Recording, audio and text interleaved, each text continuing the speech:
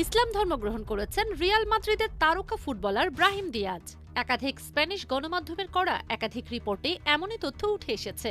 মাঠের ড্রিবলিং আর গোল উদযাপনের বাইরেও খেলোয়াড়দের ব্যক্তিগত জীবন এবং সিদ্ধান্ত প্রায়ই খবরের শিরোনাম হয়। রিয়াল মাদ্রিদ এবং মরক্কো জাতীয় দলের উদীয়মান তারকা ব্রাহিম দিয়াজকে নিয়ে বর্তমানে ফুটবল পাড়ায় বইছে এক নতুন গুঞ্জন।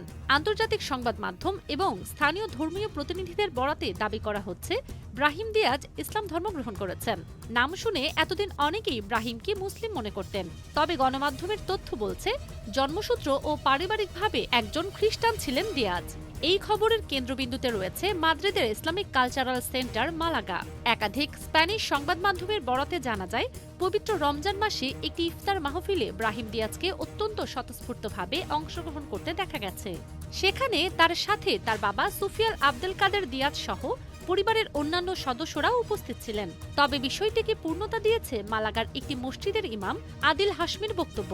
ইমাম হাশমি দাবি করেছেন ব্রাহিম তার সাথে মসজিদে নামাজ আদায় করেছেন, যদিও ব্রাহিম আনুষ্ঠানিকভাবে এখনও কোনো বিবৃতি দেননি। তবে ইফতার এবং মসজিদে তার নিয়মিত উপস্থিতি ভক্তদের মনে এই বিশ্বাস দৃঢ় করেছে যে তিনি তার পৈতৃক ঐতিহ্যে শিকড়ে ফিরে গিয়েছেন। ব্রাহিম দিয়াজের জন্ম স্পেনের মালাগাতে। তার মা প্যাট্রিশিয়া দিয়াজ স্প্যানিশ এবং বাবা সুফিয়াল মরক্কো বংশোদ্ভূত। ছোটবেলা থেকেই ব্রাহিম স্পেনের ফুটবল সংস্কৃতিতে বেড়ে উঠেছেন।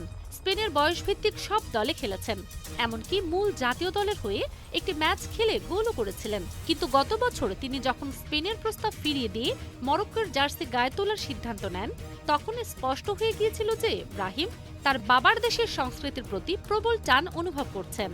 আন্তর্জাতিক ফুটবলে মরক্কোকে বেছে নেওয়া এবং ব্যক্তিগত জীবনে ইসলামের পথে আসা দুটি ঘটনাকেই পরস্পর সম্পর্কযুক্ত বলে মনে করছেন বিশ্লেষকরা। ব্রাহিম দিয়াজের ক্যারিয়ার শুরু হয়েছিল মালাগা থেকে। এরপর তিনি পাড়ি জমান ম্যানচেস্টার সিটিতে। সেখানে পেপ গার্দিওলার অধীনে প্রতিভা বিকাশের সুযোগ পেলেও নিয়মিত খেলার আশায় তিনি 2019 সালে রিয়াল মাদ্রিদে যোগ দেন। পরবর্তীতে এসি মিলানে 3 বছরের সফল লোন পিরিয়ড তাকে একজন পরিণত খেলোয়াড় হিসেবে গড়ে তোলে।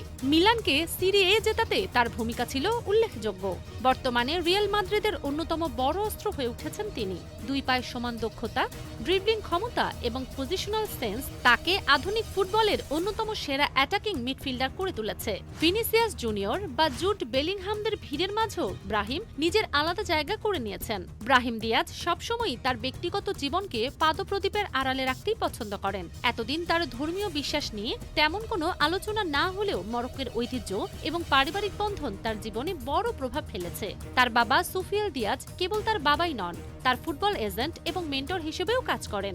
পরিবারের এই ঘনিষ্ঠতা ব্রাহিমের প্রতিটি বড় সিদ্ধান্তে ছায়া হয়ে দাঁড়িয়েছে। মরক্কোর ভক্তরা এই খবরটিকে অত্যন্ত ইতিবাচকভাবে গ্রহণ করেছেন। অ্যাটলাস লায়ন্সদের হয়ে মাঠে তার পারফরম্যান্স এবং মাঠের বাইরে তার এই সংযত এবং ধর্মীয় জীবনযাপন মরক্কোর তরুণ প্রজন্মের কাছে তাকে নতুন আইকনে পরিণত করেছে। ফুটবল বিশ্বে ধর্ম এবং ব্যক্তিগত বিশ্বাস একটি একান্তই ব্যক্তিগত বিষয়। ব্রাহিমের এই পরিবর্তন যদি সত্য হয়, তবে এটি প্রমাণ করে যে মাঠের সাফল্যই সব নয়, নিজের শেকড়ে ফিরে যাবার বাসনাই একজন মানুষকে পূর্ণতা এনে দেয়। রয়্যাল হোয়াইট জার্সি গায়ে বার্নাবুতে তার গোল করা হোক কিংবা মরক্কোর লাল জার্সি গায়ে সাহারা মরুভূমির মানুষের মুখে হাসি ফোটানো, ব্রাহিম দিয়াজ সবখানেই সমান পারদর্শী। তার এই নতুন যাত্রা তাকে মানুষ হিসেবে আরো মহান করে তুলবে, এটাই প্রত্যাশা ভক্তদের।